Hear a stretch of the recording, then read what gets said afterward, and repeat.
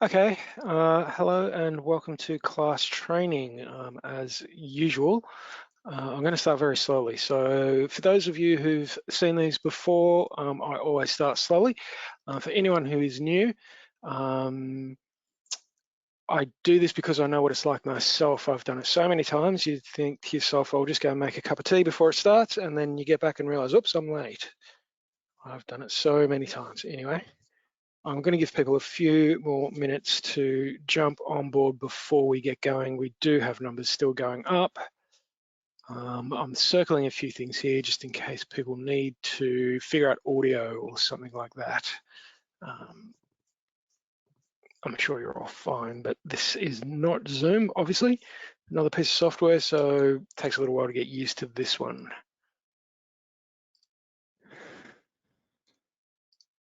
Before we do begin, I will acknowledge the original owners of country throughout Australia and its collection of surrounding islands.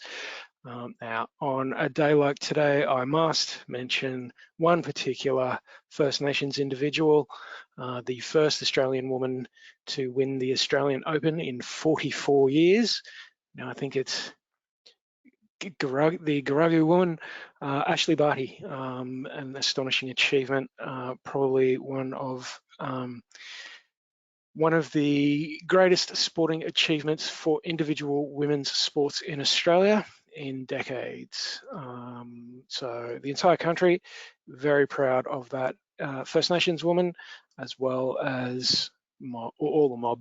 I will welcome any mob with us here today, and I will pay respects to any mob with us here today. I'll also pay respects to elders, whether they be past, present, or emerging. I myself have a connection to the lands of the Awabakal people, and I will acknowledge that these lands were never ceded and that sovereignty was never extinguished. Okay.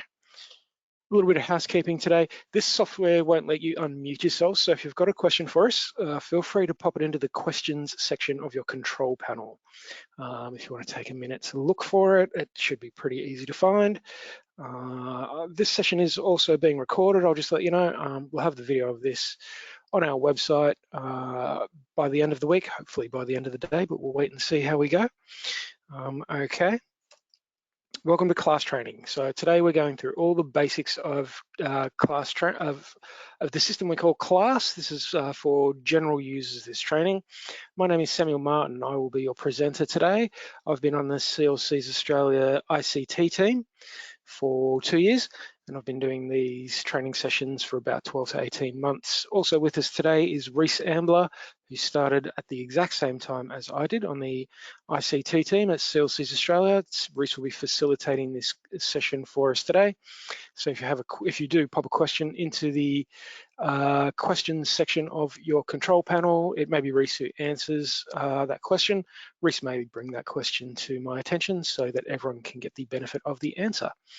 Okay, now here's a little overview of what we'll be going through today. We've got a lot to go through. We're scheduled in 2 hours for this session. We've got a bio break about the halfway mark. I don't think I'll be handing you back any of that time today. Oftentimes we schedule in these sessions for about 90 minutes and maybe they go for about an hour and a quarter, and sometimes I can hand back people a little bit of their day. I don't think that's going to happen today. I think we'll need the full 2 hours. This is a long session. There's a lot of functionality in class, so we'll cover a lot of it today. We'll go through some of it kind of briefly, but we will be doing another 2 more sessions over the next 2 weeks. So next week we'll be diving deeper into clients, services, and actions, and the week after we will be diving deeper into intake, both new intake and alternate intake and triage. So we'll be doing intake and triage in 2 weeks from today. Okay. So I'm not actually going to read out everything that's on that list. Feel free to take screenshots at any time if you like. Okay, let's get started. I'll start with some history of the system. I'm starting from scratch, just in case you've got anyone who's brand new to class with us today. There are a few names here that I don't recognize, so we may have people who are brand new to class. So I'm going to start from the very start, so class. So several years ago, it was decided that we needed a new system to store the data for our clients and the services that we deliver to those clients, because the old system really wasn't cutting the mustard anymore. So it was decided at that time, now I'm not throwing shade at anyone, but it was decided at that time that that a new system would be built, but that the budget for it and the time frame for the build would be a low budget and a very low time frame. So class was kind of rushed through pretty quickly. So class, it may not be exactly what you want it to be. It is a very powerful system, but it does have a few limitations. So that may be some of the reasoning for that. Again, not placing blame anywhere, just this is what happened. Okay. What else was going to say? Yeah, so more importantly, what class is not is class was never designed to be a full case management system. It's getting closer. We've been making improvements since class started, and there's a lot of functionality in class. Some of it's not super easy to find. That's why we do these training sessions. Okay, so that's a bit of the history. I do want to touch on data consistency kind of briefly. This is a bit messy, this slide, I know, but I'll go through it. Now, consistency in data is important. You may not recognize this term, you may not know what it means. I was very confused about this term when I first started. It's something you'll probably get used to. I'll show you what I'm talking about rather than trying to explain it. So we've got these two links here, which I've just put down the web details. The first one here is the Data Standards Manual. Now, the Data Standards Manual is the official document from the Attorney General or the Attorney General's Department. Now, I'm going to flick over to Google Chrome, and I'm just going to do a quick search for Data Standards. Manual. There it is. I'll hit enter. And first link I get is ag.gov.au, National Legal Assistance Data Standards Manual. Now, what this document is this document is the official document on what data must be collected when you're delivering legal services to a client. This is the AG's website where the DSM or Data Standards Manual is kept. There's a couple of different versions of it. The Word version, the PDF will open in your browser.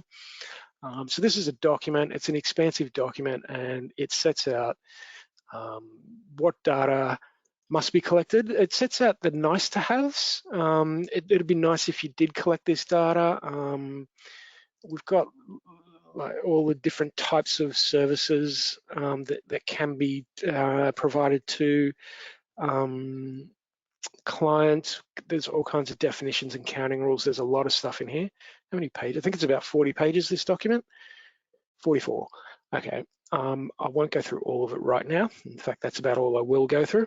What was I saying? It gives you the nice to haves. It'll be nice if you did collect this data. It also sets out if you're not collecting this data, then you're not doing it right. So if you're ever wondering what data should I be collecting, that's where you find that information. That is the Data Standards Manual. Now, going back to data consistency and what it is and why it's important, it's just if someone is collecting data at one center and another center is doing it completely different, well, then we can't really make comparisons across the country. We want everyone doing it the same way. So this is why we have these documents, the Data Standards Manual, and its companion document, the Data Consistency Guide. Now, Civil Service Australia at some point in the past decided the Data Standards Manual just needed a little bit of a boost. So the Data Consistency Guide was created. There's the link to our website, and then you go to the Resources tab and the Data Consistency Guide. Here's the website. You go to Resources, if it'll let me. Come on, don't be this slow. I don't need that.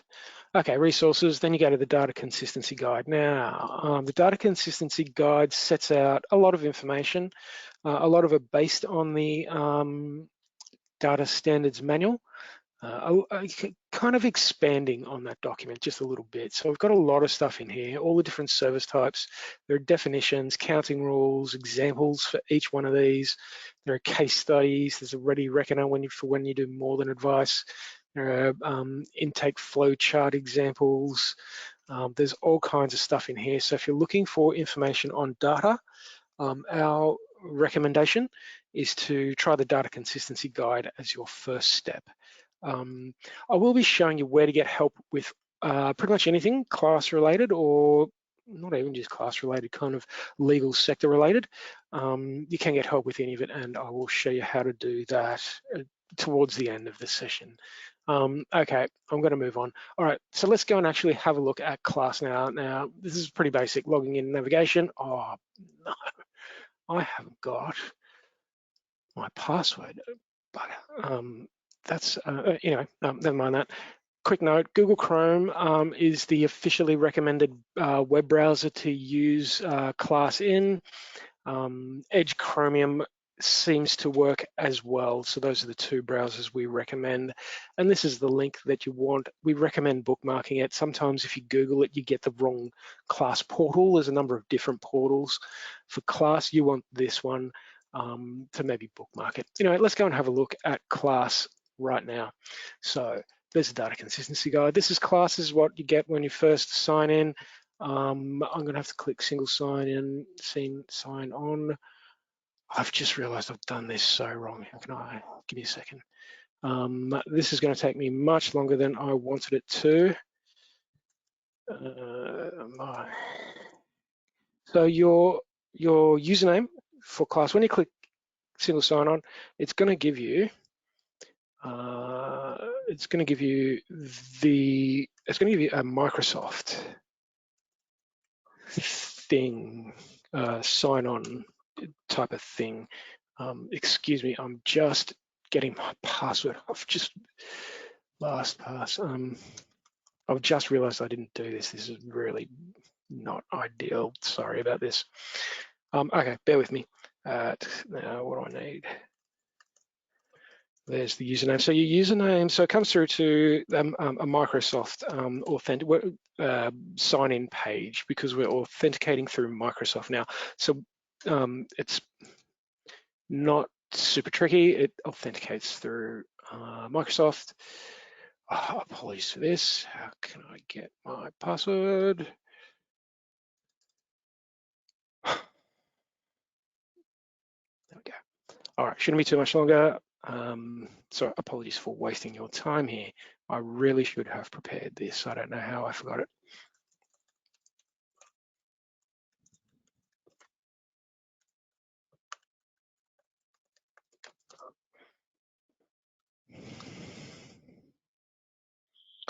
Nearly there. So you put in your username. So the username is going to be the Microsoft email address is going to be your username, and then your password is your Microsoft password. And this is how you log into class. And there's my password, thank God. Now yours may be slightly different. Now some of the things you're going to see in class today will look a bit different to this. So that may ask you to send a text message to your phone. Sometimes when I'm logging into class, it does. For this particular portal, it doesn't. Just ignore that. It may not. It's different. Everyone has a different setup. Okay, so that's how you log in. So now I'll go through the navigation system and what you first see once you log into class. Once you log into class, this is what you see, the class message board, and there are two of them. So this is the class message board from CLCs Australia.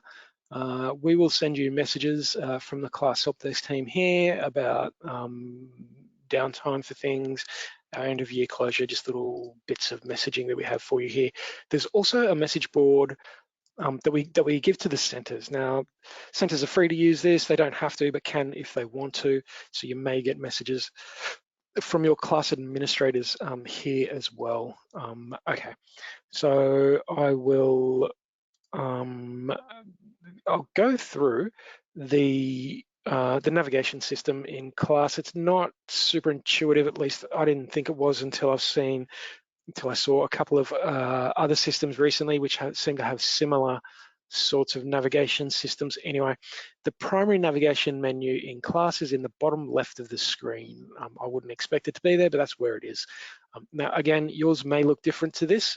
Each account in class has a role set for it, and depending on what that role is, this will look different depending on what the role is on your account. Now I've got a bunch of things here. We're going to be going through this today, this section here, class. And so this is the primary navigation menu. Whatever you click here will change the secondary navigation menu in the top left. So this is what we'll be going through today, class, this section here. So that's logging in and navigation. Okay, what else have I got for you? Conflict checking. All right, let's get into some actual class functionality. Now this is, yeah, also one of the most important. This is pretty important stuff. You really need to do your conflict checking. We occasionally get people coming to us saying, does class do information barriers? Our answer to that is no, not really. Anyway, if you don't know what an information barrier is, it's sometimes because conflicts have been found. So anyway, just a quick note there on how important conflict checking is. Let's have a quick look at the conflict checking functionality that we have in class. So if you click here, conflict check, it will open this new tab at the top here. So I've got the tab for the message board and now a new tab for the conflict search and filter screen. So this is what it looks like.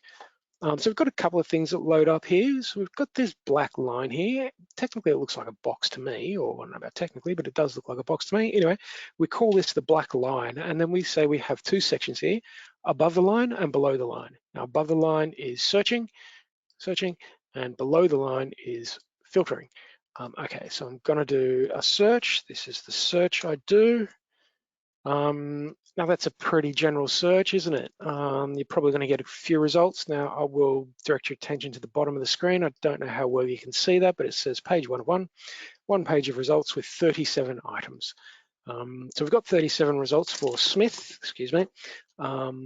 You'll probably get a lot more than that if you search for Smith, which reminds me that this is a good time to just stop really briefly and just mention that I'm inside the CLC's Australia instance of class today. So none of the data that you're seeing is actual client data. This is all dummy data. We have our own instance of class at CLC's Australia that we use for testing and demonstration purposes. So all of the data in here is dummy data. You're not seeing any confidential information. Okay, so we've got this search for Smith.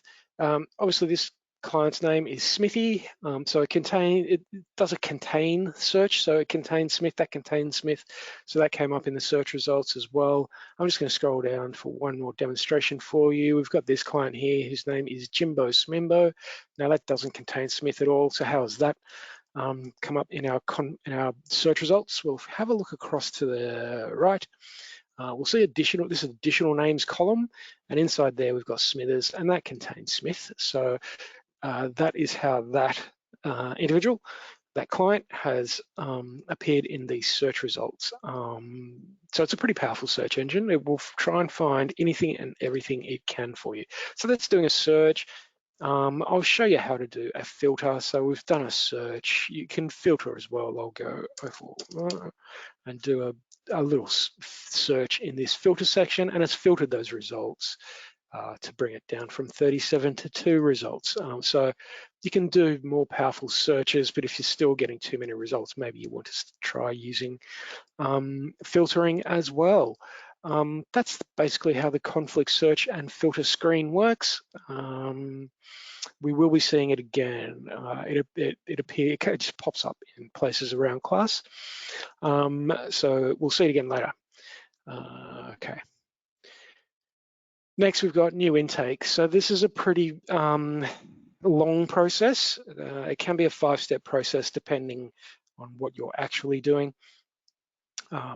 There's 2 different ways to add new clients and new services to clients into class. I'll go through both of them for you today.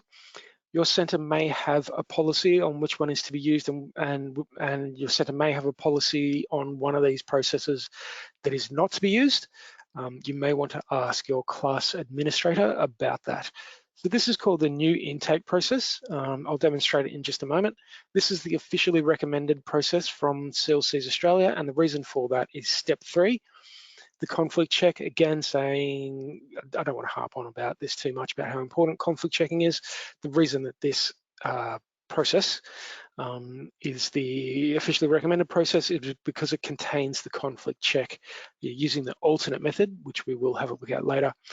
You need to remember to do the conflict checking yourself. Okay, so let's go and have a look at the new intake process. I'll step back. There was a sneak peek at what's coming up. All right, let's step back. Okay, so to start a new intake, I'll click, funnily enough, new intake. Now, you can do a new intake for an existing client if you just want to add a new service to an existing client's record, or you can do a new intake for a brand new client. So if you've got a brand new client, you've never seen them before, and you want to put them into class, this is how you would do it using the new intake method. So you click new intake and you get this screen here. It says intake step 1. And as we can see, we've got something right at the very top, which is highlighted in that pretty pink color. Some people say it's red, I don't know, whatever. Now, that looks pretty important, highlighted in that really pretty obvious color. So that's going to be the first thing we're going to need to pay attention to, I would imagine. So this is the service type. This is not loading. Why are you not loading? Okay, I'll try my best to get this working and hope that it does. Okay. Yep. All right. Come on, you need to work now. This is not going to be a very good demonstration if I can't make this work. Here we go. Come on. Why is this? There we go. Great. All right. Here we go. The service type. So we've got all different types of services. We were talking about that when we were going through the data consistency guide. So this is the list of service types that we can choose. Now, again, this is going to look different to what you see. You may not see secondary consultation. I don't know if you'll see appointment pending, probably not. Again, we've got a lot of test and dummy stuff in here. So if you're seeing things that in here that you're not seeing in your own version of class, just ignore all of our sort of stuff. Now, funding categories, you probably know better about funding categories than I do. Funding categories are complex and they're not that well known around the sector. So I'm just going to choose one at random. If you do need help with funding categories, the class administrator would probably be your first point of call for assistance, and we can assist you at the help desk as well. Now, problem types, I'll click here on this magnifying glass icon to open the problem type screen. This again is quite complex. Problem types is one of the areas where class is not ideal, but it's not really the fault of class. Technically, the functionality within class works pretty much perfectly. It's just that problem types needs a really good review. So we've got a lot of problem types in here. There's 200 I can select from. You may have even more than that. So this is the problem type screen. Now this is a multi-select screen. You can pick as many as you want. And we recommend picking as many as are appropriate to the service that you're delivering. So just pick as many problem types as you can. Now, again, we've got little search bars here, so you can't be bothered scrolling through 200 to find them. And you know, it's, I don't know, let's just pretend it's a civil law matter. I don't know, I'm just making this up as I go along. This is just a demonstration.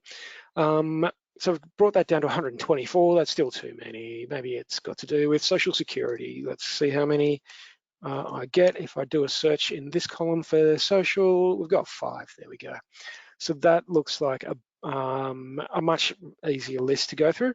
Another way, obviously, would be to search on the actual problem type screen. You could say, well, it has to do with benefits. I don't know. I'm just making something up. You can do a search, and there's the list of problem types relating to benefits in the civil law area. And you can select as many as you like, and as many as are relevant to that to the service that you're doing. Now I kind of skipped through that last bit.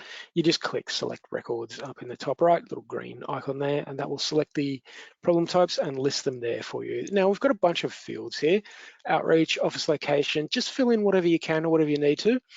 Any data you've got that you want to put it in. This is saying the created by field is required. So I'm just going to do a search. You can do a search in here. I'm going to select that one. That will do. And that's that. And so, yeah, I don't know. Anyway, next thing I'm going to go on to is client type, which again was mandatory. And we've got a few options in here: individuals, organizations, government bodies or agencies, and other. Normally it's individuals, so that's what I'm going to select. That's what we mostly do. There are some centres who do work with a lot of government agencies and whatnot. Anyway, doesn't really matter. Now, for anyone who was with us last week at last week's training session, I did one for the class admins. I went through some stuff with them. They will recognize this name that I'm putting in for this client. And we'll see later on that I don't actually go and delete these, but never mind that. Anyway, the date of birth. Now, as you can see, we've got this red icon here. So that's telling us that this field is mandatory. So if you've got a date of birth, you fill it in. There's a bunch of ways to do that. You can use the date picker, or you can just type them in if you want. I'm just typing randomly here, whatever that will do, and you can just go boom, and that will answer it. That's gotten rid of that icon. Now, 1, 2, 3, I'm going to delete that because I'm going to show you what you do. That's brought the icon back. So the field's empty now. So this is mandatory. Now, if you don't have a date of birth and you just need to move past this, you can. You can select either unknown or not stated. That removes the date of birth field, and now we can move on. That field is no longer mandatory. Keywords, I'll just go over quickly. We've got both client keywords and service keywords. We set up keywords so you can use them however you like.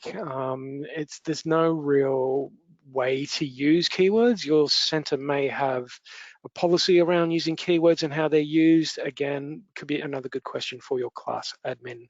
I seem to be throwing a lot of questions at the class admins today. Anyway, if you've got a policy on keywords, use them. Otherwise, I can't really help you with that, to be honest. You guys use them however you want to use them. Phone numbers, the gender, email addresses, enter them if you've got them. Now, addresses, 307. I'll show you a little bit of functionality here. So you can enter the address. Well, I want that one. And then once you enter the address, you can click on this button, click here to view on map. If you click that, that will open it in Google Maps, which will just be a pop-up window for you. I'll drag it over into the middle, and that will show you whether this address actually exists on the map or not, so you can check whether someone's given you a fake address or not. Don't know why anyone would, but you can check if you want to. Piece of functionality that is there for you to use or not as you see fit. There is the entrance, that one I think, for the CLC's Australia office, which no one goes to anymore. Anyway, that's basically step one of the new intake process. Once you've got your data filled in, I will actually put in an intake note. Here's where, and we'll see where that lives later on. Okay, now I'll click this button here, step 2, additional parties, to step through to step 2 of the intake process. So additional parties, so this can be the other party in a matter. So if it's a civil law matter, you'll have your client and then the opposing party in this matter, this service, whatever we want to call them. Now, to add a new one, if there were any, they would be listed here, but there aren't. We're setting up a new one, so there's not going to be. To add a new one, you click Add Party. You get a pop-up window, and you enter in whatever details you have. Now, additional parties may also be related parties. Again, we've got some more test stuff in here. Ignore that. The other party is pretty self-explanatory. Related party is what I'm going to select. Now I need to choose a person type, and I'll select that. This is an individual. Again, mostly the same sorts of things in there. I'm not going to bother with names. You know how to enter names and dates of birth. All of these fields, if you've got them, enter whatever data you've got. Ignore that, addresses and stuff. What I will show you is another little piece of functionality we've got in class. You've got these buttons in the top right: save, save and new, save and close, customize. Ignore that one. We're not discussing that at all today. And close. If we close this, it's just going to exit out for us. The one I want to mention is save and new, and this is pretty self-explanatory. I'm just going to demonstrate it really quickly. I'll click that. That's saved that individual. Seeing them pop up in the background there. That's nice, and it's going to give us a brand new screen to enter another person in on. Now, one of the examples that we give for why you might want to do this is because you've got a client who's got a few kids and you need to enter all of those kids in as related parties. You come in, you put the first one in, you put the eldest child in, you do put everything in, you click save and new, put the next eldest child in, put all their details in, click save and new. You keep going through until you're done, then you can click save and close. Technically, you could click save, then you would have to click close. You can save yourself a click by just clicking save and close. Isn't that nice? Okay, just give me a second here. Okay. All right, so once you've got your additional parties entered in there, I think you can click this button. I'm kind of winging it here a little bit. So you can click that button to do I should have put names in, because if I'd put the names in, they would have carried across here. And then all you have to do is click search, and then you can do a conflict check on your additional parties as well as your client. I'm just going to close that, exit out of it. There you go. You can do a conflict check on your additional parties as well as your new client or existing client even. So I'm going to click intake step 3 to move through, and this is going to be the conflict check. So I'll click intake step 3, and this is going to be the conflict check. And as I was just saying, if you do enter names, which I'm sure you probably would, they carry through, and all you have to do is click search. So it's going to do a search, and as I was saying before, I really need to go through and clean this up. I've done this so many times, and I have bothered once or twice to come through and clean it up. I really need to do it again. Anyway, I've just realized kind of by accident there that I haven't demonstrated one piece of functionality for you. This scrolls sideways. So we've got this black line here. And then, so all of these columns, what have we got? 1, 2, 3, 4 columns. These columns will stay put. But if I scroll across to the right, we see the scroll bar pop up, and it's the other columns to the right of that black line, they will scroll across, and we've got a whole bunch of them. There's all sorts of data in there. Okay. So once you've done a conflict check on your client, the name that you entered, we've got options here now too. We can say this is a new client. Yes, we've got a bunch of clients with the same name. This is a different person. We know that it is. You can just click new client. Now, if you're doing this for an existing client, excuse me, this will probably make the process about maybe a 4-step process.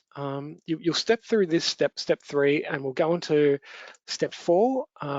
Just give me a second. I'm just going to check my step 4 is the client details. If you've already got your client entered, you can probably step straight through that and go onto the service details to enter the details about the new service you're doing for your existing client. So this would be a 4-step process. Now, another example, a different example, is that if you're doing an information, a referral, or a triage service, you can actually do that in 1 step. Again, not recommended because you won't be doing a conflict check. Recommended to come through to step 3 to do the conflict check. And at this stage, once you've done step 3, done your conflict check, you'll just exit out if you're doing an information, a referral, and a triage, and you're done. Now, I'm demonstrating here a new client, so a brand new service, first ever service for a brand new client. Okay, I will get to that in just a second. One more little bit of information for you. If you click conflict found, if there is a conflict, you've realized that there's a conflict here. That's going to be an issue. If you do click that button, I'm not going to, because class will only let you enter this service as an information or a referral service if you click conflict found. Now, there are ways to work around potential conflicts, and I'll show you what they are. So whether you've got a new client or an existing client, Just choose whichever one it is and then just click the appropriate one. I'm doing a new client, aren't I? I almost clicked the wrong button there. Whichever one you pick, it'll ask you for a result of the conflict check. This is kind of one of those things where humans need to get involved. No computer is smart enough to figure this out. So if you do have a conflict, you can say that there's a possible conflict, and then you can list whatever details you want of the conflict and what they are, blah, blah, blah. I'm just going to delete all of that. So that is how you would manage possible conflicts. I don't know what record result means. Anyway, you guys might know more about that than I do. What am I saying? I'm saying this is a new client. So if it's an existing client, you'll probably click the existing client button, then go existing client. I'm saying this is a new client. I don't really need a note because I've already recorded this is a new client. That's all I really need to record. I'm going to click save and close. There we go. Now, that is steps 1, 2, and 3 of the new intake process completed. So just give it a second. It's going to take a little while to save all of that data, and then it's going to skip us through to step 4 of the intake process. While I'm waiting for that, I might have a quick sip of water because it's pretty warm in Sydney today.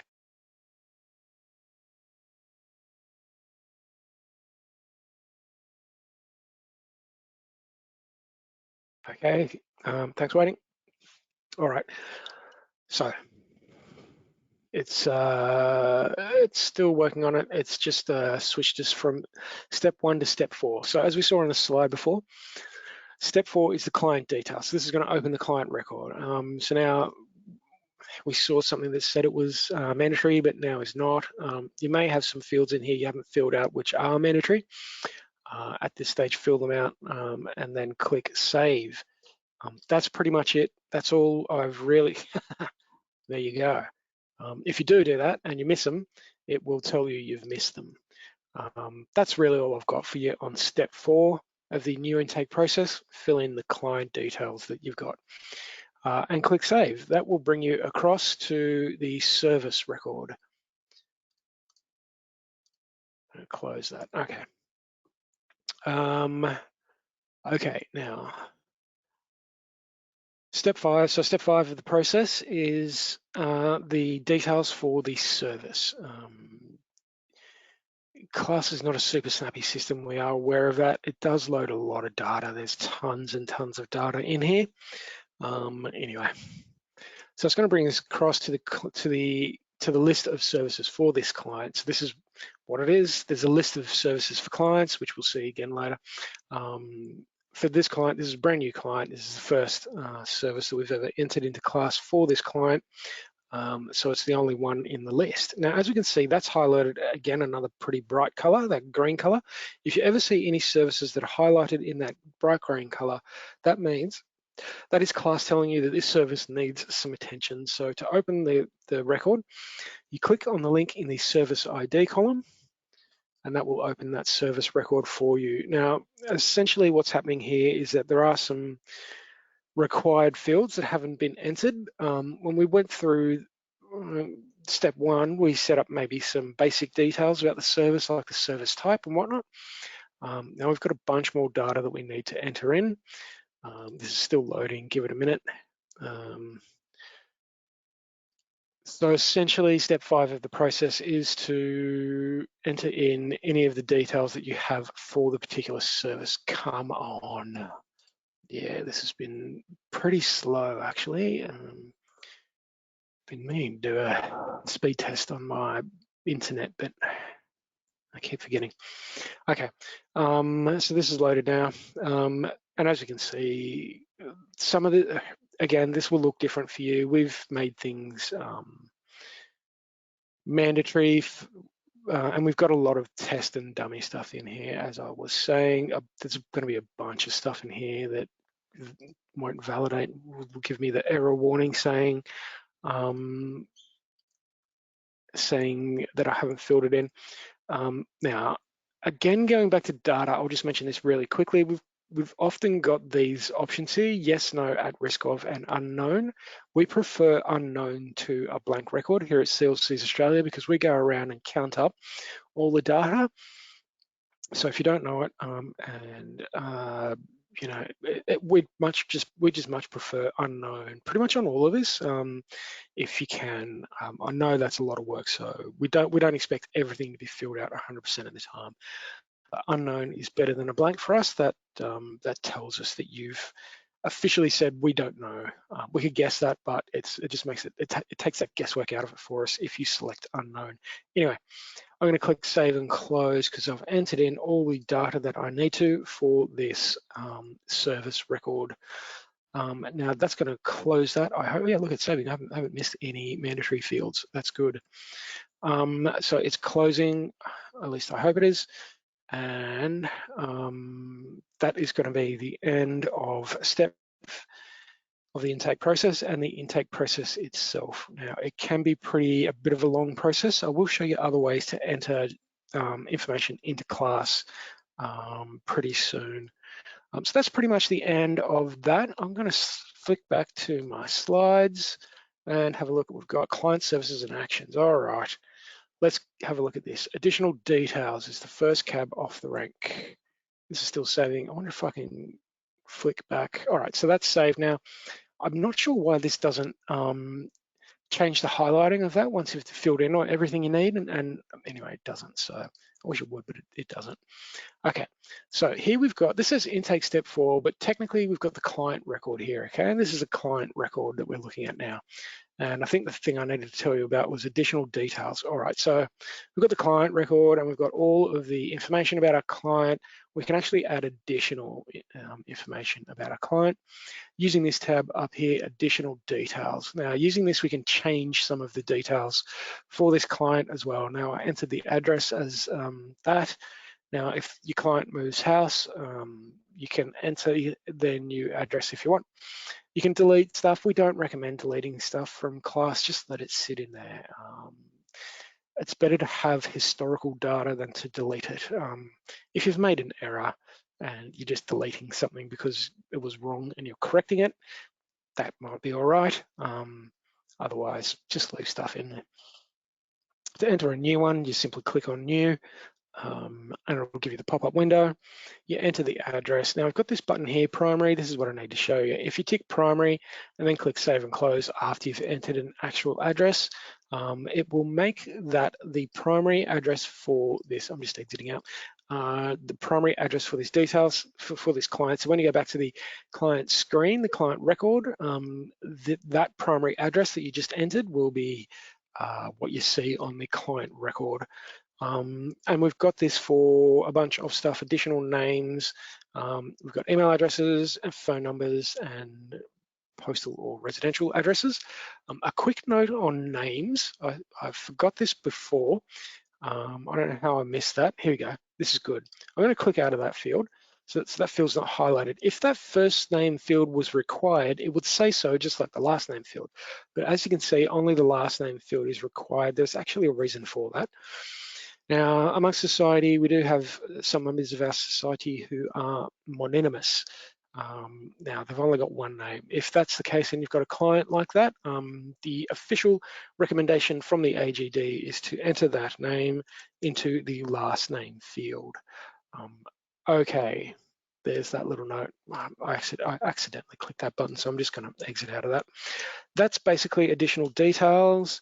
Next, where's my... Why did that not work? Why is that not working? Oh, you're kidding me. Client services, we've basically seen. The documents I can go through. Why is my slide deck not working? That is super annoying. Hang on.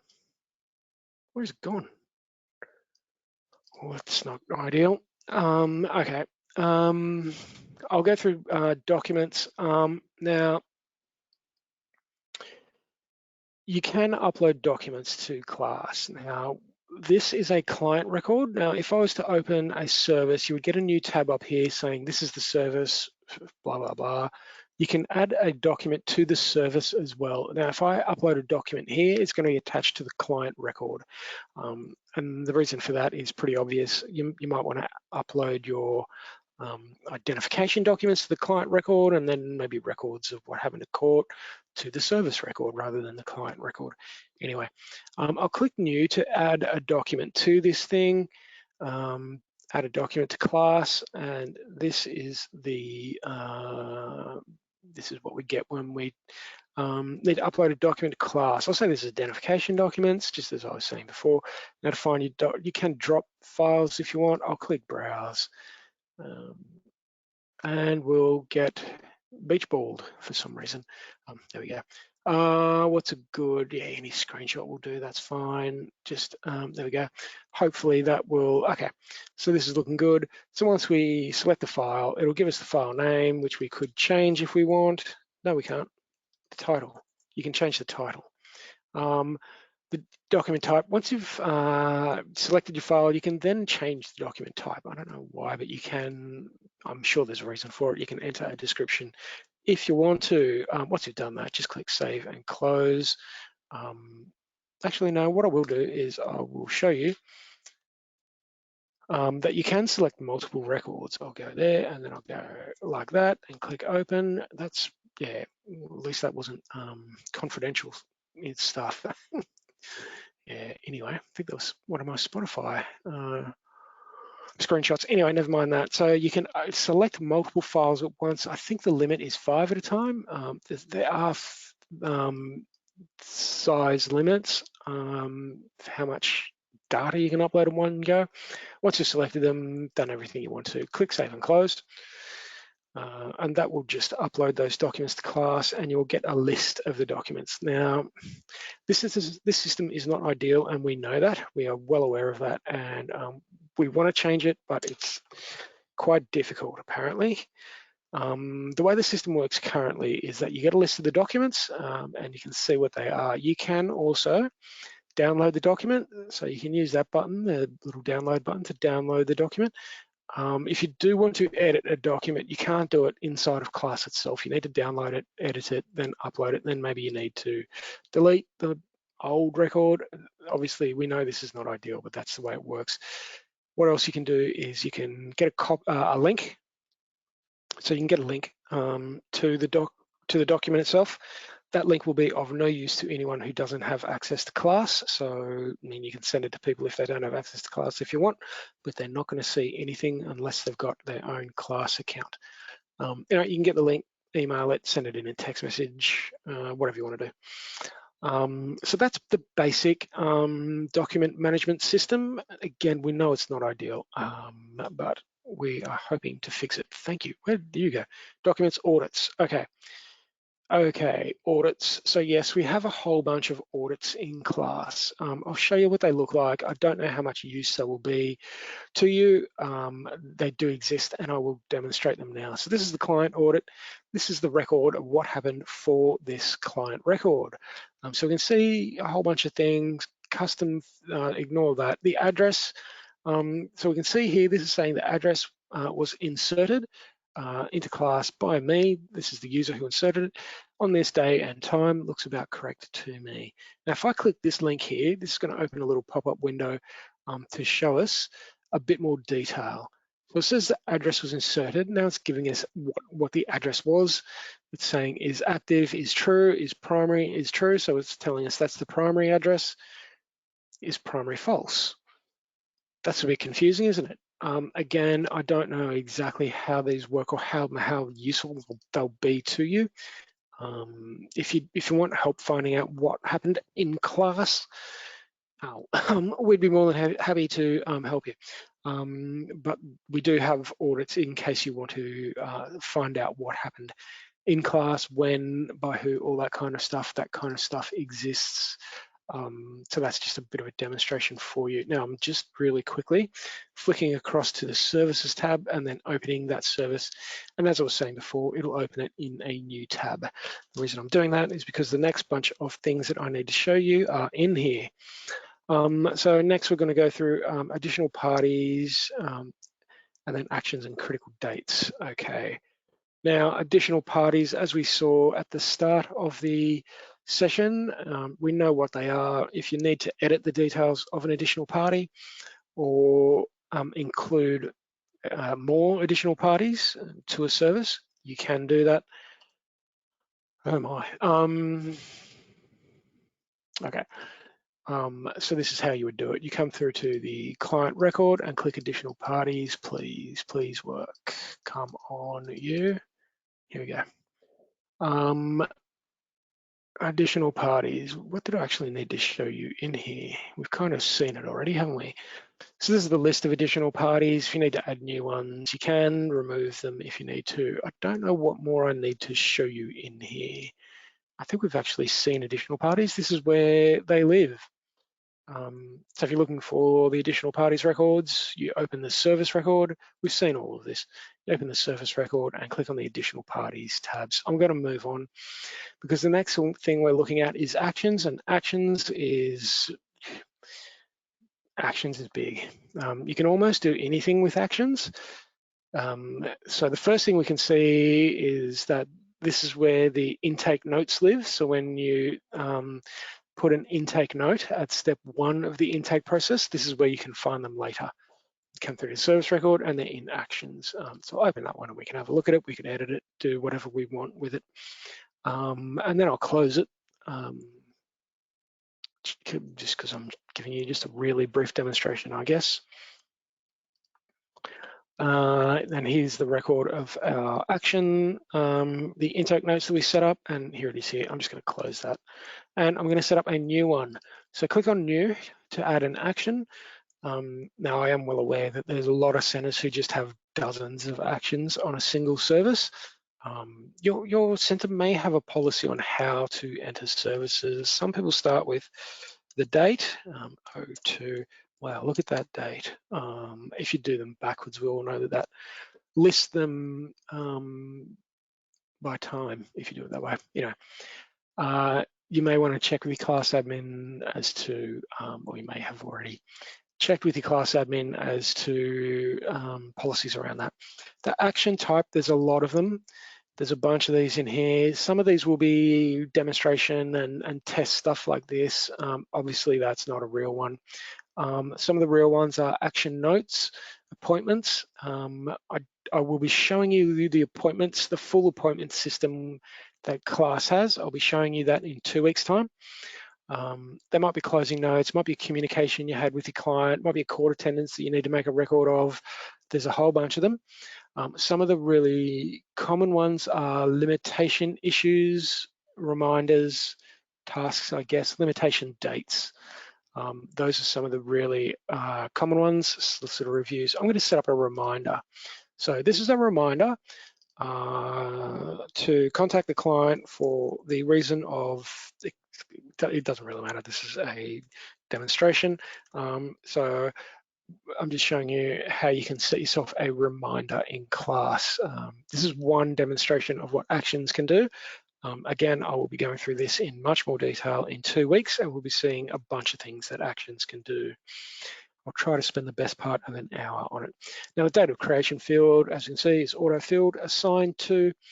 Now, if you select someone in the assigned to field, they will get an email from class for this reminder. I'm going to select myself so that I'm not bugging people with emails they don't need. Now that one is the one I want. I never check that email account, so I won't actually even get bugged by that myself. Now the supervisor field, I will set to myself as well. And I have just realized that I may have missed one quick demonstration here. I'll try and do it here. I'll select both those records, that's working. So these fields are what we call multi-select. I think both the assigned to and the supervisor fields are multi-select. A lot of these fields are not. The action type field is a single select field. It can only be a reminder or an action note or a court attendance appearance, whatever. It can't be both. Whereas the assigned to field and the supervisor field can have more than one person assigned in those fields. Okay, we've also got these buttons here, complete. Now, if you're just setting one up, you're not going to click complete. Critical. If this is a critical reminder, you really need to remember to do this. Click critical. We'll be seeing that again a bit later, I think. Now we've got templates. I recommend leaving the default template. You can change them. I'm just going to leave the default. I'm just going to do exactly what I just recommended doing and leave it as the default template. The due date. Okay, now dates. We've got a nice little date picker in class. You can use it if you want. So I'll give you an example.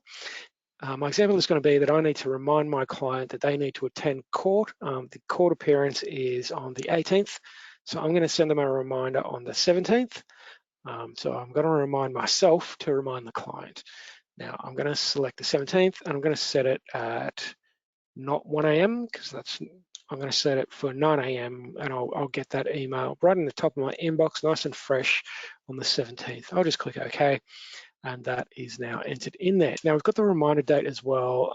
Now a lot of people have said to us, we don't want the email on both the due date and the reminder date. We don't want two emails, we just want one. There is a way around that. I think you can actually leave one blank, I'm not sure. Now, if you are filling in both, and you don't want two emails at two separate times, what you could do. I'm going to set another reminder date. I'm going to set a 1 minute later than this, so there will be the two emails, but they'll be 1 minute apart. So that's a little bit less annoying. Now the other way to enter dates and times is simply to type them manually. I think I may have demonstrated this, but I seem to be doing it again. 09:01 a.m. Hit enter. There we go. So that is the two ways to enter dates and times. We've also got the today button. So you can just click today if you want. That's a great little button. Anywhere you see it, use that. Send calendar file. If you tick that checkbox, that will send you a little ICO file. I don't even know what they are. If you want to use those, use them by all means. Now the created by obviously is required. Give me a sec. I'm not going to do that. That's a different one. I'm just going to select that record. Okay, that's fine. So this is an action, and this has been filled out. It's a reminder, and it will send an email to the email addresses linked to these class accounts. There may be a kind of a system at your center for who you assign it to and who you assign the supervisors to. Might be another question for your class admins. Once you've set it up, you click Save and Close or Save and New, whatever is appropriate. Okay, that will save. It'll give you warnings if you've done it wrong. That was just some dates can't be before or after some other dates, so just fix that quickly and save and close again. Okay, so that's going to list that action in our list of actions. Okay, again, I will be coming back to that a bit later. Critical dates, I'll click over to there and hopefully we will see that action that I just created listed in the critical dates, and there it is. Now we've got two of them, kind of a little bit annoying, but this is how it works. So we've got that one at 9 a.m. and that one at 9:02. Those are both, they're considered separate reminders, so they're listed twice. So you've got a whole bunch of actions, things like an action note, that's not critical. So only the critical ones will be listed in critical dates. That's a button here where you can find the critical things, the critical actions about this service. Now documents, we've seen the audit. I'll click on service audit just to show you what it is. There's all the audits for this particular service. So that's basically, I think that's it for client services and actions. Yeah, we've seen all of this. I think coming up next, we've got a little break. Yay, okay, because it's getting warm here. Now, don't tell my boss I said this, but my boss has said several times that they don't really know what the word bio break means. It means that I haven't had a wee in a while, so I'm going to go and have one. All jokes aside, it actually means that we can all go and do whatever is needed to maintain these biological systems of ours. Now, another quick note, we've got a lot more to get through. We're running pretty well on time, so that's okay, but I won't be spending much more than 5 minutes having my break. So I recommend trying to get back reasonably quickly. Okay, our break is going to be starting now. See ya.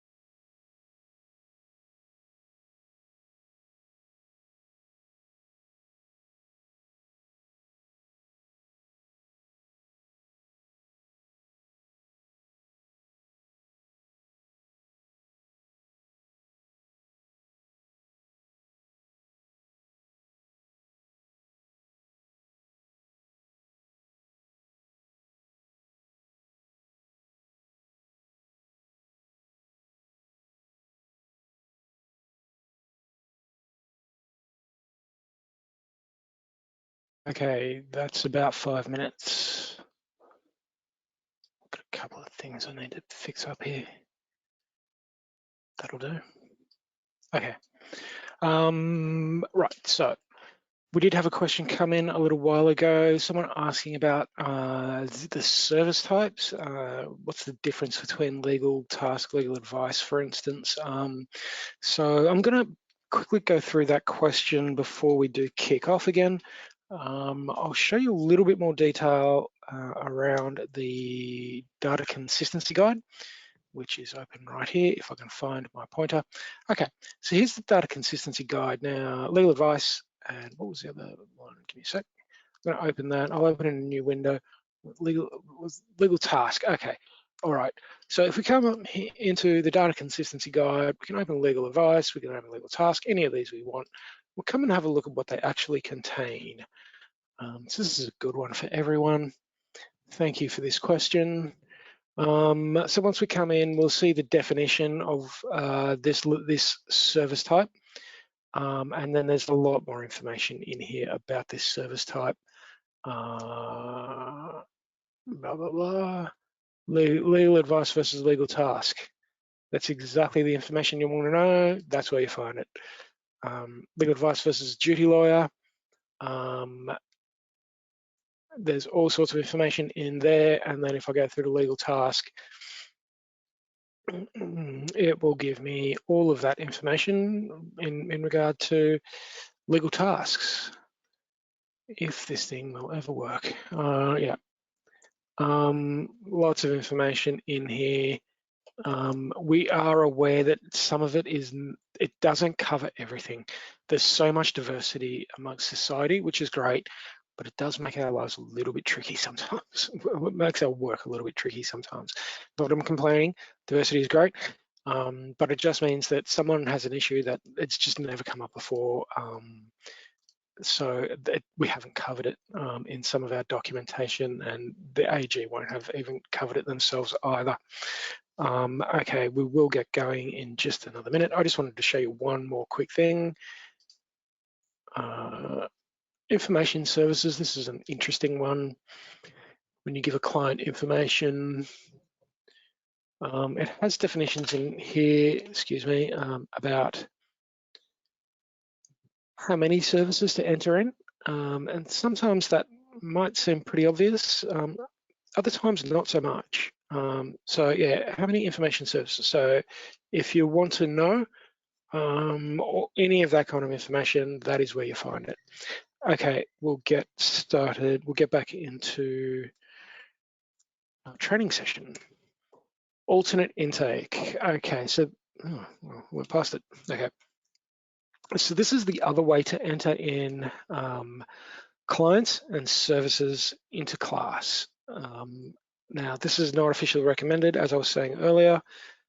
This method does not contain a conflict check, so you need to remember to do that yourselves, but I will demonstrate this for you. I'm not sure if I mentioned this. Your center, yeah, I think I did. Your center may have a policy on which of these processes is not to be used. Again, you might want to check with your class admin about how you guys put clients and services into class. I'm just closing up a few tabs there, right?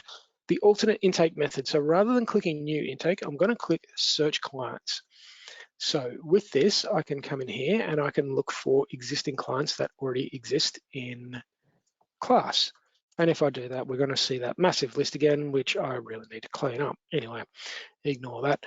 What else? The other thing you can do in here is that you can just add a brand new client. So this is the alternate intake method. You come into search clients and you click new right there in the top right. This will give you a blank client screen. I mean, not blank, it's a client screen with no data in it. So you start from the start with your client type. Now, this is going to enter your client as a full client. If you want to enter non-clients, if anyone wants to know what a non-client is, a non-client is a client who's only ever had an information, a referral, or a triage service. So if you're entering a client like that, don't do it this way because you can't. You can only enter full clients this way. The first thing to enter is the client type. Again, names and whatnot. Enter in whatever data you've got. I will actually do one just to demonstrate. And I'll put this in, and one day I might even get around to getting rid of those. What else do I need? I don't need anything else, just the date of birth, which I can get rid of. That's it, save. Okay, I've entered in all the information I have on my client. So there's a brand new client going straight into class. As you can see, that is much, much quicker than the new intake method. Again, if this does, some people do get unstuck doing this. They get into a little bit of strife doing it this way. Conflict checking, so important. So you've entered your brand new client into class, click through the services. Obviously the list will be empty because we've just entered this client into class straight away. You just click new, enter your service in, click save and close, and that is the alternate intake method. Just really basically, that's probably a bit too quick. You click new to enter a new service in, and then, yeah, as I was saying, you do all of those kinds of things. You enter in all the data, yeah. And that's basically the alternate intake method. That's how it works. Again, it's up to you guys which method to use. I don't know if there really is much more that I can demonstrate here. That's basically the alternate intake method. I might move on. If you've got any questions, you've got the questions panel in your control panel. Copying services, this is a good one.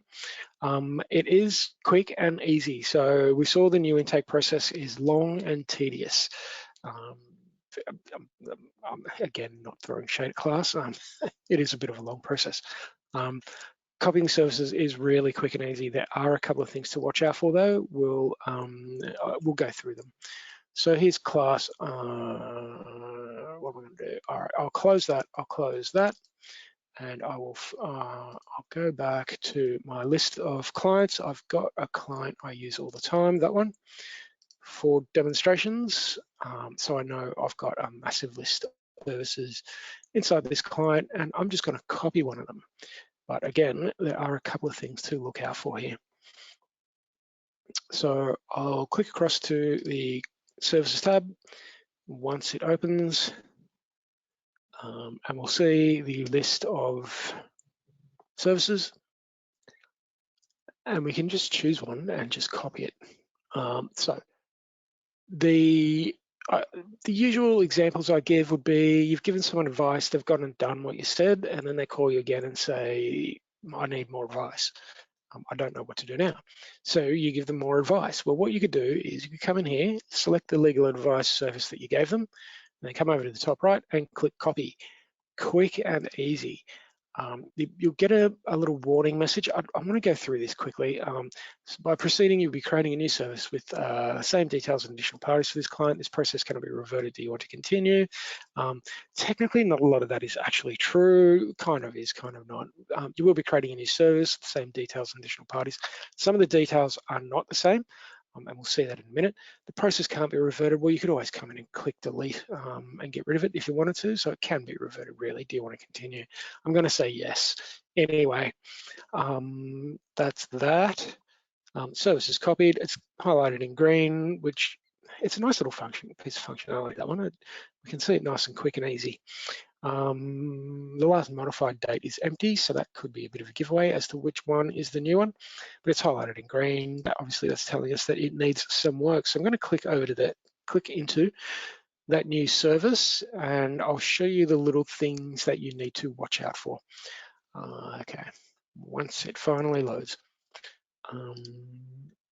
So there are a couple of fields that are not copied across, and that's very much intentional. So as we can see, the service type is going to be copied across. Ignore that, it'll change. It'll give it a new service ID. It's going to have the same funding category, same problem types. The assigned to field is empty. I'm not sure if that gets deleted or not. The created by field definitely does. So the assigned to might as well, created by field, that data in that field gets removed, and that's very much intentional.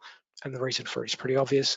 The person who set up that other service may not be the same person setting up this, and you may not think to go and check. So we've intentionally taken that out so that you need to go and do it again. The date of service, you don't want to copy that across. Obviously, again, if we've got the today button, if you did the service today, bang, done, nice and quick and easy. Also, ignore this. I think this is test stuff that someone was testing something that we've set up. That will probably look different to you. That all looks good to me. So there's a couple of the gotchas, a couple of things to look out for. There are a few fields that are not copied across. You may want to check your problem types, all that sort of thing, and all of this sort of stuff. You might want to just double check that it's up to date. Once it is, you can just click save and close, and that's it. You've entered a new service into class. And again, much quicker than the new intake method. So use that method if you like. Okay. Copying services, triage. Okay, the triage service is great. We highly recommend it. You can only do triage through the new intake system, not through the alternate intake method. I'll show you how to create one and then how to convert one. So the example I give, there's a couple of examples here. One of them is that you've got a client who rings up and says, I've got a legal issue, I need to speak to a solicitor. And you ask them at some stage, what is the actual legal issue? And they say, oh, I'm only willing to talk to this solicitor about this. What you could do is you can go and you can put a service for that client into Triage. So you don't have to write it down and then lose the piece of paper, and then you can put it into class and come back to it, and class will just save it and store it, and it's there for you when you want it. It's a good little system that way. I do know that there are some centres who just put everything straight into Triage. As soon as they get a request for legal assistance, they put it straight into Triage and work from there. Whatever the reason you use it, this is how you use it. Okay, so to put a system into Triage, we call it the waiting room. It's kind of like a digital waiting room. You go to new intake. Now I'm going to do something I just recommended you don't do, but I'm demonstrating here, so I kind of want to get it over and done with a bit quicker. So do as I say, not as I do. I don't even want to really say that phrase, but anyway, I've just realized that didn't work last time, did it? Oh dear, please work. Essentially what you do is, if I can't demonstrate this, it won't be the end of the world. You come in, you select the service type is triage. There it is. I don't know who's using pre-triage. I don't know why you would. Anyway, you select triage. I'm just going to step through all of this stuff super fast. What am I doing? An individual, please. Put their name in. Get rid of all this stuff. I'm just going to step through this really quick. Get rid of that. That's fine. All right, that will do. That might be it. Okay, so this is how you enter a service into Triage. New intake, service type is Triage, and then you step through the processes. Step 2, add the additional parties if you can.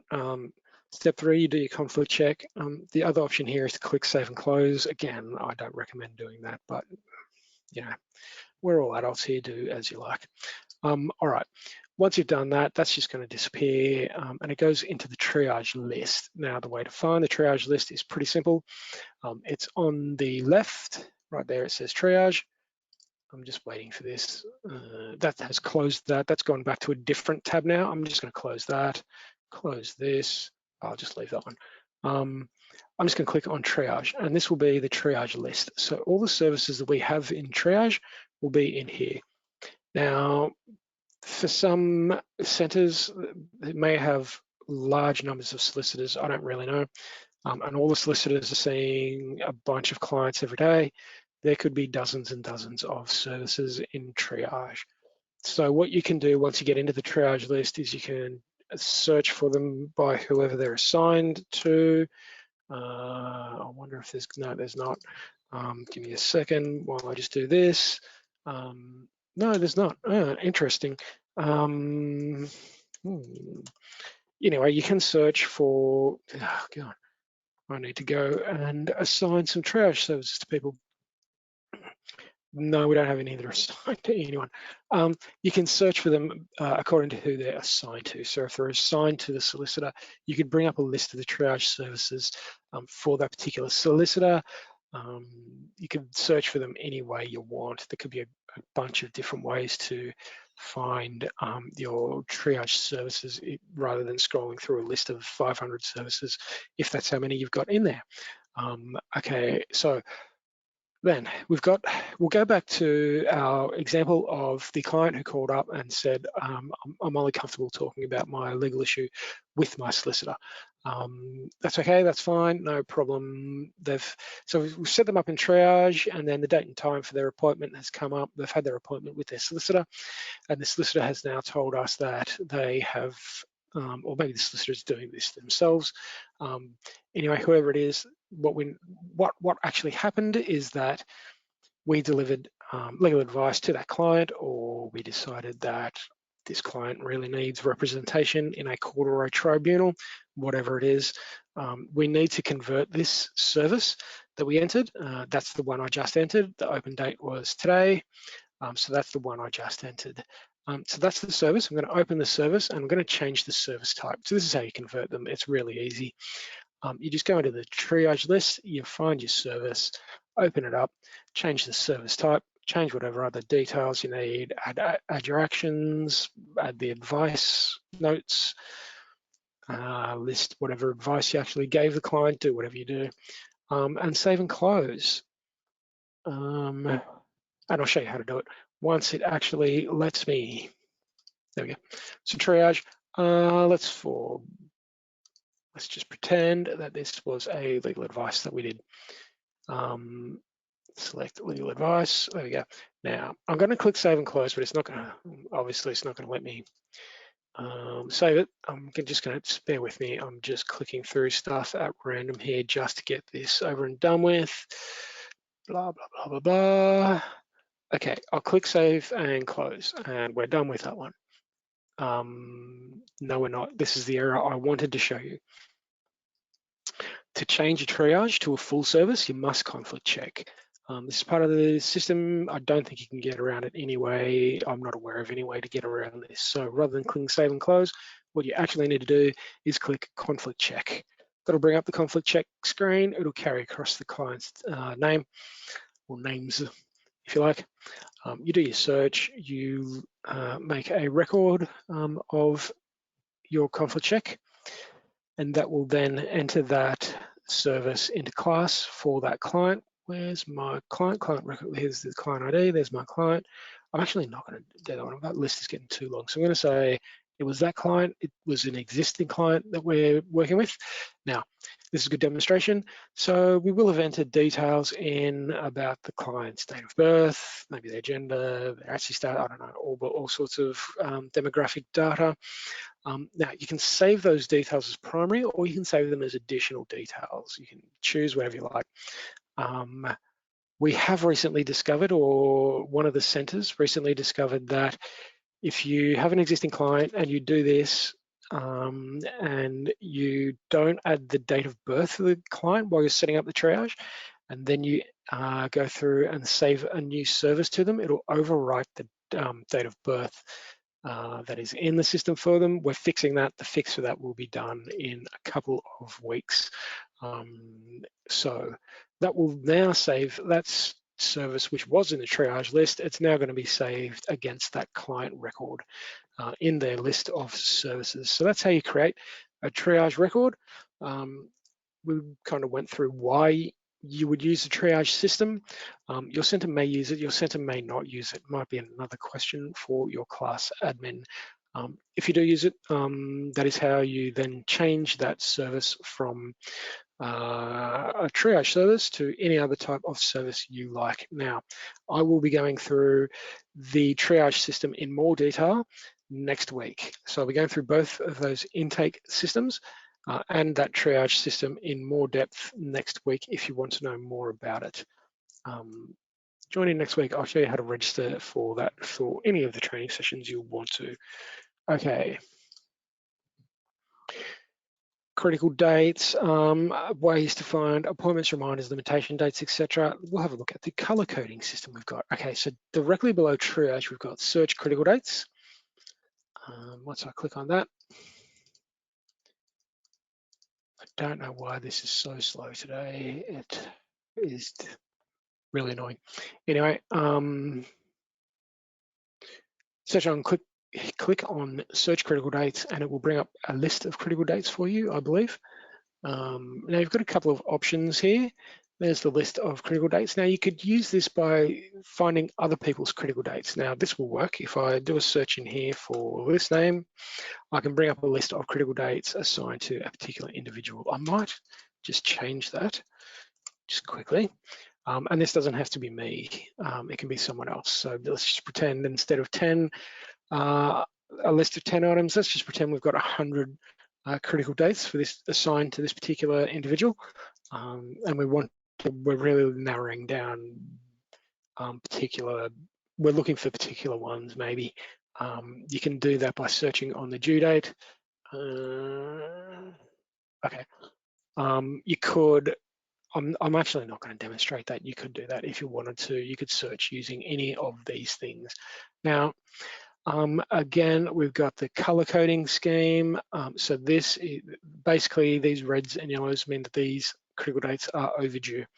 So if you're looking up your own list, if you did want to do that, you can click on My Critical Dates rather than Search Critical Dates. Anyway, I'll click here in that link there, Appointments, it said. Click there to open this actual critical date. Now, what I should be able to do, it may not be that link, it might be a different one. What I can do is I can postpone this. I can say this is postponed, COVID or whatever. I can say, yep, did that. I'm going to complete that action. Once that's done, those colors should be removed. So you could come through, find your own critical dates and just mark which one. It could be a really good way to come through and figure out where you're actually at and how much work you still need to do. I'm not 100% sure on how critical dates is really used. Again, you guys would probably know more about that than I would. Search critical dates. This is My Critical Dates. So you can come in here. I'll search for appointments. You don't even need to search for the full word. No. Try this out if you want. No, there were none assigned to me. So, oh, yes, there were. Give me a sec. I'm kind of just playing around now. This won't take long. It's not going to be the most thrilling demonstration in the world, but here we go. So you can bring up a list, hopefully. No, it doesn't work. I'm going to check on that anyway. My services, so this will be a list of services assigned to you. There we go. This should work. The way this works is you put an S in the front. All the service IDs start with an S and then have a number. You put an S in the front. That doesn't work either. Maybe there are no services assigned to me. If you wanted to find out, you could use search services. Click on that. And this will be a list of all the services. Now, you don't get them straight away. You have to do what I just showed you. You have to put in the S and then hit enter, and it'll bring up a list of all the services. We have 753 in our version of class, and we barely have any data in here really, so I imagine you guys would have thousands. So you bring up the list. Maybe instead of doing the S and hit enter, maybe what you do is you do the S and then you come across to assigned to, and there are services assigned to me. Interesting. Anyway, you do a search, maybe you do that search. Service ID is S and the person is assigned to, and that will bring up the list of those services for that person, and then you can keep filtering it down however you want. Now, I wonder if I can get this to work. Yes. So there's a little button there. Oh, hang on, there we go. Now I can see the button. It's a little funnel icon, so that's a filtering button.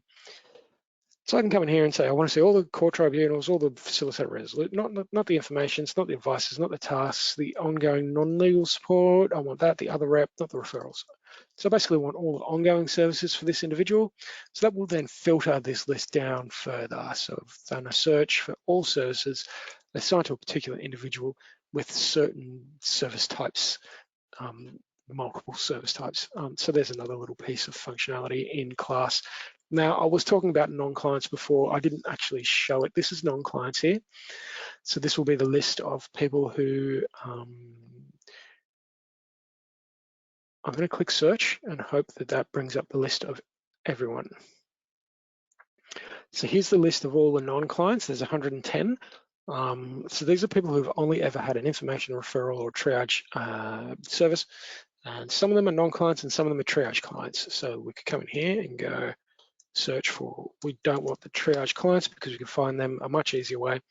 Just in case you wanted to find non-clients, if you need to, that's how you find non-clients.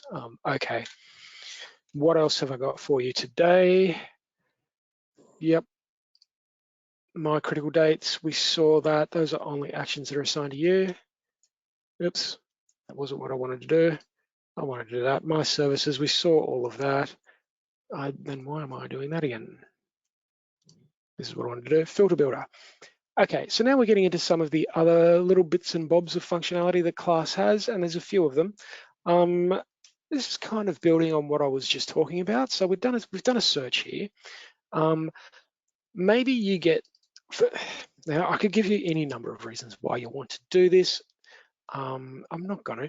I'm gonna tell you what it is and what it does. It's a really powerful search. And the way you find it is in lots of places in class. If you've got like a list of these, like a list of a set of columns, you can right click in any of those and you'll get a menu. Now, I think you can use, maybe you can use command or is it control? Control and click will bring it up as well. I'm on a Mac, it may be slightly different for a PC. Anyway, we get this menu and there's a bunch of stuff in here. We can sort, hide columns. In here, we can filter. I don't know what footer does. We've got the column chooser, we've got the filter builder. Now this is a way to do a really powerful search. So with that previous search, it's not going to, there it is. Essentially, I just clicked search and it brought up everything. So I'm not really searching for anything in here. This is telling me I'm not really searching for anything, but I want to search for essentially nothing and something. So I want to search, I'll click there to add a search parameter. So I can change all of these things. I want to search for the, I don't know, the client name, the last name contains Smith. And I can add another search parameter by clicking that little button. I can also do all searches. So the last name contains, I can do a bunch of stuff, all kinds of things. It's a pretty powerful search. I don't really remember how this stuff works. I can search for the last name contains Smith or the last name contains Jones or something, and that might work. Doe maybe, only because I can see it there on the screen. So this is a really powerful way to find data in class. Now, I will draw your attention again to the bottom left. We've got this little link here, and this tells us the search that we've done. So it's telling us the last name contains Smith or the last name contains Doe. So it'll bring up those records for whatever search you do. If you want to edit it, you can click on that. It'll bring up the search, it'll bring up the filter builder again for you. If it's just not working and you need to start again, you can. In the bottom right, I don't know how well you can see this, in the bottom right, there's a big link that says clear sort. You click that and that search will go away. There we go. So that's filter builder. I rarely use it. I use it on rare occasions, but not often. I do know people do use it. It's there for you if you want to use it. Filter builder. Exporting, printing, and flagging are all things that you can do. Let's go and have a look at them. So you've brought up a list of things anywhere in class. Maybe it's not even a list of things. Maybe it's a client record, maybe it's a service record, maybe it's a record of an action, whatever they are. You can export a whole bunch of stuff out of class. You will find the button to export things in the top right. Here it is here. And depending on what you're looking at, in fact, I might even click across to this service record. Can't even export that. I'll click back to where I was. Yeah. Okay, I know where I'm at. So when I want to export this, I get the option to export it as a CSV or an Excel file, I think. If this would hurry up, we can see it, there it is, Excel or CSV. So this is going to be a list of data. It's going to be, so you can export this list to either Excel or to CSV. Now, whenever you see this, we recommend always exporting to CSV. If you really want to know what it is, it's a comma separated values file. You don't need to remember that. Essentially, it's basically an Excel file, but it stores in a slightly different file type. The reason you would do this is that it's a slightly smaller file weight, so it'll download a little bit less data to your computer. We also find that they format better in Excel when you export from class as a CSV rather than an Excel. You can export certain things in all different types of formats in class, and I'll demonstrate that soon. I'll move on to printing. I'll show you printing. So you can print a record from class to a piece of paper if you would like. There's a little print button. It's in the top right. You click that. It'll open a little window. I'll take you through the functionality within here.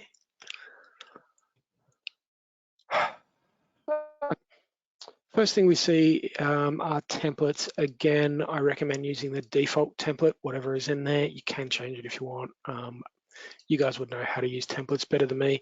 This is what we're going to see once it's printed. Now I'll show you the buttons. So we've got a couple of pages here. We could have a look at, we could move to the second page using this drop-down thing, or we could use this arrow to move through to the next page, or we could use that arrow to move through to the last page, which for this file is going to be the second page. We could also view all of those pages by using the multi-toggle mode, and you can toggle that back into single page mode using that same icon. And there's all the pages that are going to print.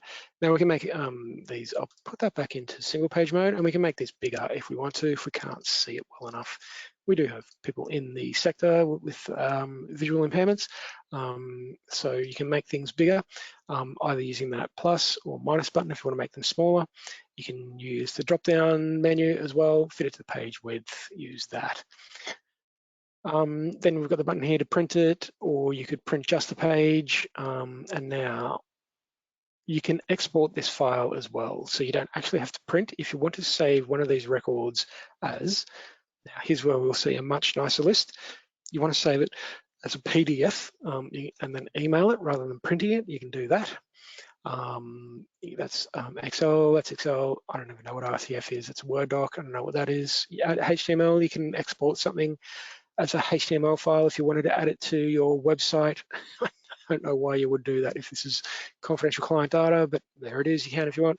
You can export it as a text file, that's the CSV, or an image. You can export this as an image. I'm not sure what image format they export as. So you can do all that stuff. You can also search. We've got a little search button here. Here we go. What about, here we go. You can do a search. Yes, there's one result for, and it highlighted it too. Isn't that nice? So you can search in this for stuff that might be in there and close that if you want to. Now, here's a demonstration for you. Now, when it was about 6 months after I started with CLCs Australia, I had one of these screens open and I had to call across to a couple of guys and say to them, how do I close this? Because I couldn't figure it out. Call me an idiot if you like, that's fine by me. Anyway, this is a great example of how class is not a very intuitive system. So this is an actual quote from one of the individuals who used to work on the CLCs Australia team in ICT and data and all sorts of stuff, a very talented individual.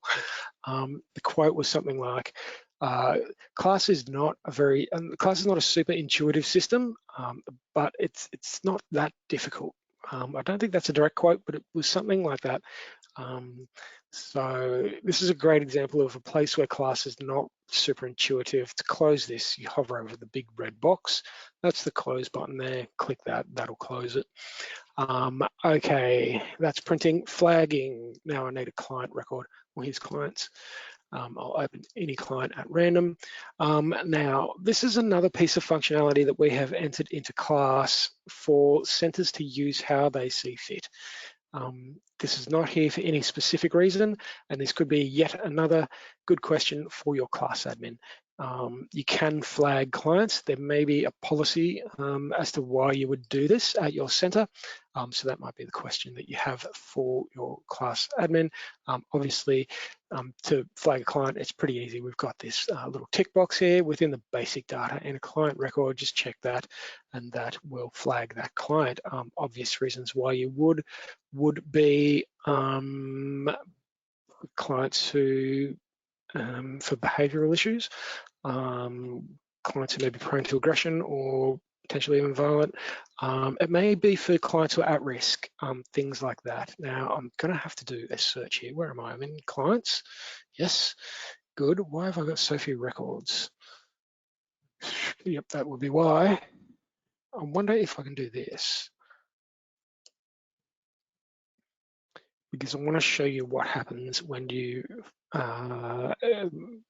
do flag a client. So I'm doing a search. I'm not really. Anyway, I've got this list of clients, and here I can't really see anything that identifies these clients as being flagged. But if I scroll across, now I search for all the clients being flagged. This is what we see. In this column, we see the yes, but it's also highlighted in pink. So I'm going to open one of those client records.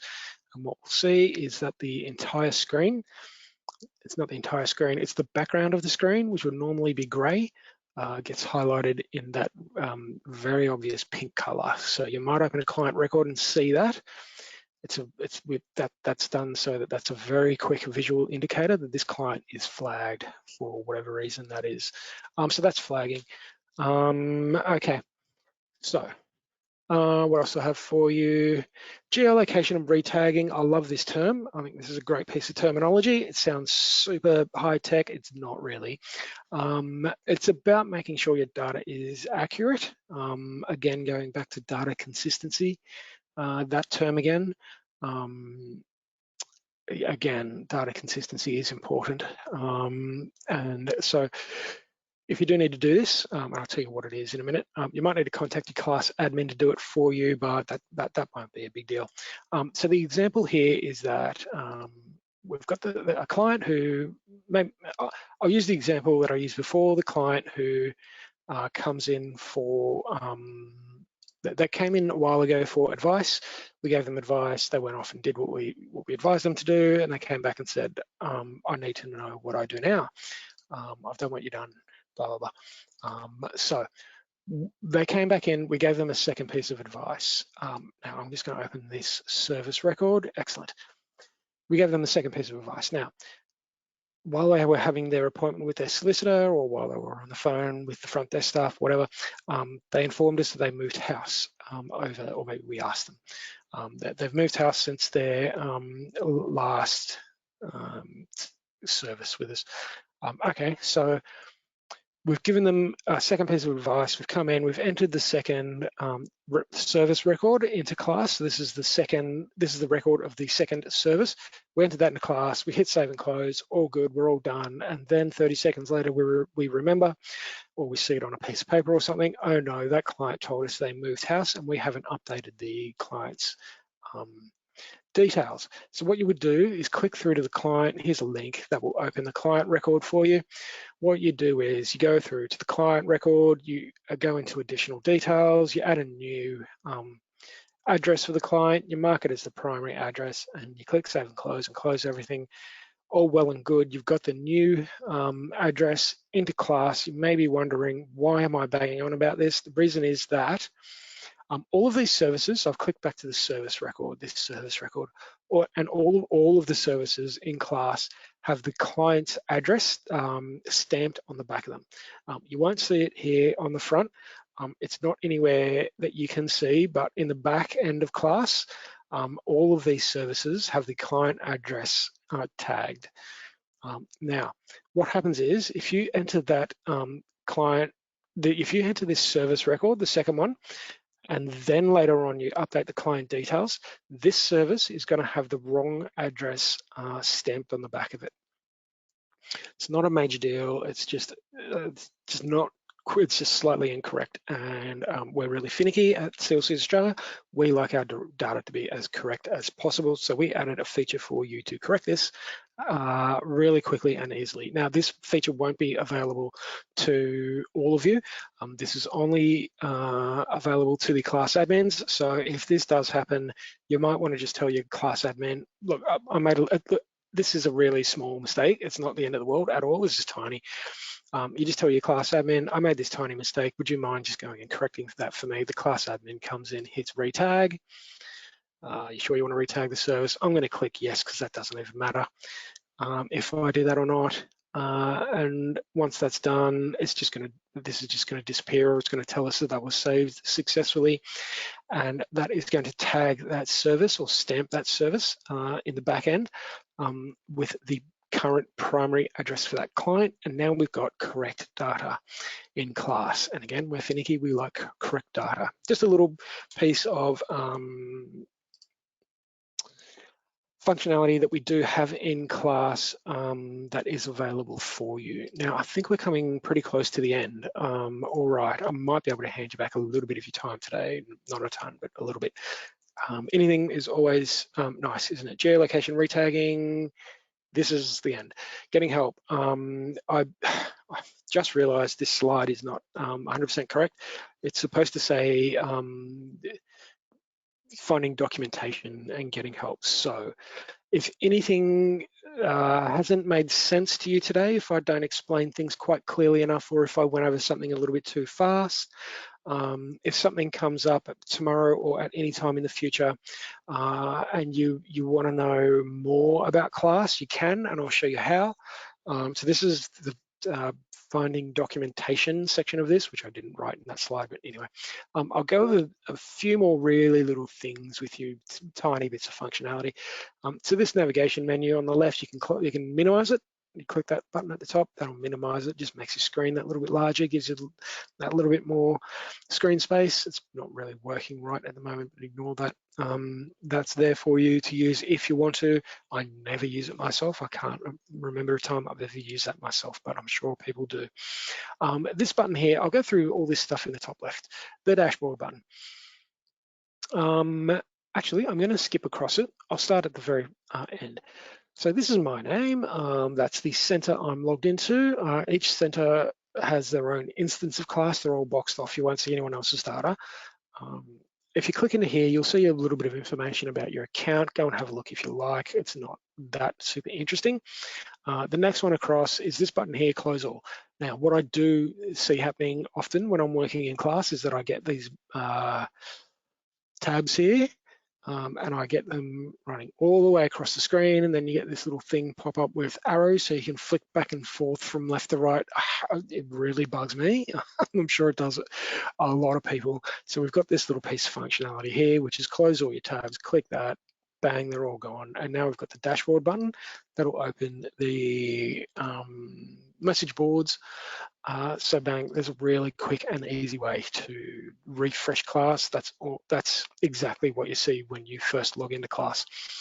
So if you do want to if you're back from your lunch and you realize this, I can't even look at this, it's such a mess. I just need to start from scratch. That's how you do it. We've got this other button in the middle, the question mark in a circle. That's the help button. If you click on that, that will take you through to the documentation that we have on our website.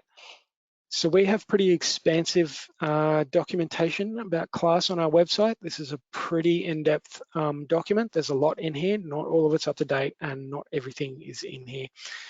We've tried our hardest to get this as good as we can, but this is a pretty big job, this piece of documentation. So this is the class documentation. First thing you'll see is about our help desk portal. I'll come back to that. We can remove that now, I've just realized. Reese, if you're listening, would you mind taking a note on that? Anyway, I just can't at the moment. Tips on connecting to class, click that button. If you can't connect, there's a bit of information on there. How to use this documentation. all sorts of documentation on here. Now, the way the documentation works is that there's a navigation menu on the right side of the screen. The login button doesn't do anything. Ignore it getting started if you want to use that, the FAQs. The user manual, this is everything that we went over today. There's also a manual for the class admins. There's information on reporting and accountability. All of our class newsletters are there. That may need updating as well. Help and support, I'll come back to. Release notes on all of the different releases to class. We've got one coming up soon. Some resources, I can't even remember what's in there. Responsibilities for class admins. I'll come back to training. You probably won't need to worry about that. We're not talking about it today. There's tips on connecting to class again. The user manual is what we want. That's everything that we went through today. So all the information on clients, all the information on services and actions and intake, and I don't know, it's all in there. We'll see it all once this loads up. So you click on that, it gives you all the information on everything we went through, searching, triage, that we didn't go through, services for the community. I believe we're doing a training session for that sometime in the next month or two. Yes, there's information on deleting records if you want to read it. Yes, we went through all of this today, or the vast majority of it anyway. So there's information about all of this in our class documentation, so you could come through and try and find it if you want to know more about class. Now, if you do that and you still aren't finding what you want, you can come to us at the class help desk. We encourage you to do so. We're happy to answer your questions on the help desk. Conflict checking, there's a little video for you to watch. Don't know how long that is. Most of the videos in our documentation are pretty short. What was I saying? Something about getting help at the help desk. We are happy to answer all of your questions. So a lot of the help desk staff often say that if you think it's going to take you 5 minutes to figure out where to find something, or maybe it's going to take you 15 minutes or longer, don't do that. Just send an email to us or set something up on the help desk portal. And ask us. If it's going to take us 30 seconds, it will take you 5 minutes, then ask us.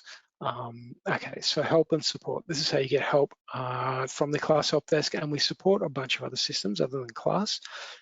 So if you click on the help and support page in the class documentation, this is what you get. So the correct browser is Chrome. You can use Edge, but it has to be the up-to-date version of Edge. Clearing your cache, that will fix a lot of issues with class incognito mode. That can come in handy. There's information about that there as well. So we've got all kinds of information on our website. And this is how you get in touch with the class help desk. There's the email address. You want to contact us, fire an email to that email address, icthelp@clcs.org.au. Now, we also have the class portal. Let me load it up. So the class portal is good because you can keep track of all of your inquiries with us at the help desk in one place. You don't need to go through, you don't need to go diving through. Am I not logged in? I won't be logged in. You won't need to go diving through email threads. Okay, this is good. So this is how you log in. Okay. If you set up now, I think the way it works is that you need to have emailed us at that email address I just showed you, that one, to be able to set up an account for yourself at the portal. I won't even highlight, anyway, whatever. I'm not even sure how you set up an account on the portal. Once you do, you just log in with your username and password for it. That's mine. And once you log in, you can set up a new request, or you can have a look at the current requests or even old requests, closed requests that you have going on in here. To set up a new one, there's a bunch of options. You can have a read here if you like. I won't go through all of that right now. So again, we do support a couple of other systems. LexisNexis, if you need help with that, let us know. Click on that. If you need help with the NAS portal, Or if it's not related to any of those three portals, you can come into the general tab and you might send us some feedback about something which is not related to those three portals, or you might ask us for clarification about something which is not related to those three portals. Today we're talking about class, so I'll click on that and there's a bunch of stuff. We can probably remove that one. Never mind that. It might have something to do with your account or connecting to class. There might have been some sort of incident report. We're not talking about that stuff today. You might have a request for further training. If you've got that, click there. It might be an enhancement or a feature request, or it might just be a clarification. I just need to know, how does this work? How is it supposed to work? Click there. I think you can you change?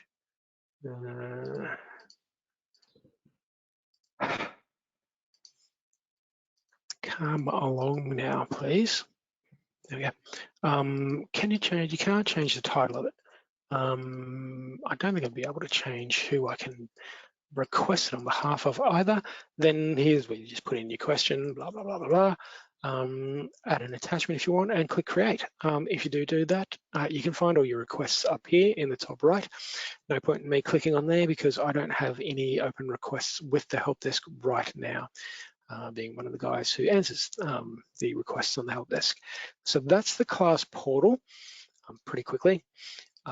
We've also got the email address there, which is half highlighted. There's also the phone number. So you can call us.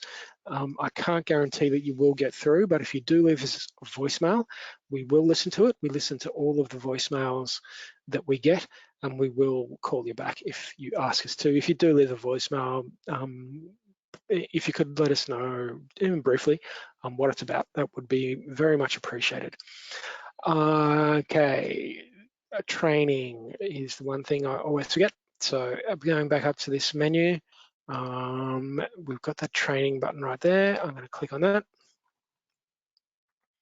And this is going to load up all the information we have on class training. This may be your first class training session. Excuse me, and you may be wondering what else is happening. So there's a bunch of information on class training there. The one thing you probably want to look out for is the class training, which is listed here in the right. It's another link, so it's a couple of clicks to get through to there. I was thinking I would shorten that to a single click, but I haven't done that yet. Maybe I'll get around to it later in the week. We'll wait and see. Anyway, once this loads up, you'll see our of training sessions for the year. Here's today's date. There's next week, intake and triage. So we'll go through the two intake systems, how they differ, triage, including how to add data later. So yeah, that was the one thing I didn't go through today, going through that next week, as well as a bunch of other stuff. Client services and actions, mostly talking about actions. That's what 85%, I reckon, of that session is, and there's so much functionality within actions, we won't even get through it in 90 minutes. So I'll show you a few of the bits of functionality in actions in 2 weeks' time. If you do want to register for that, just click the register now button. I'll open a new link. That will just open a page for GoToWebinar, and you just register yourself for the training. There's the community projects. This is one for class admins, and watch this space. We've got some new sessions being developed, so we'll let you know about that or those later in the year.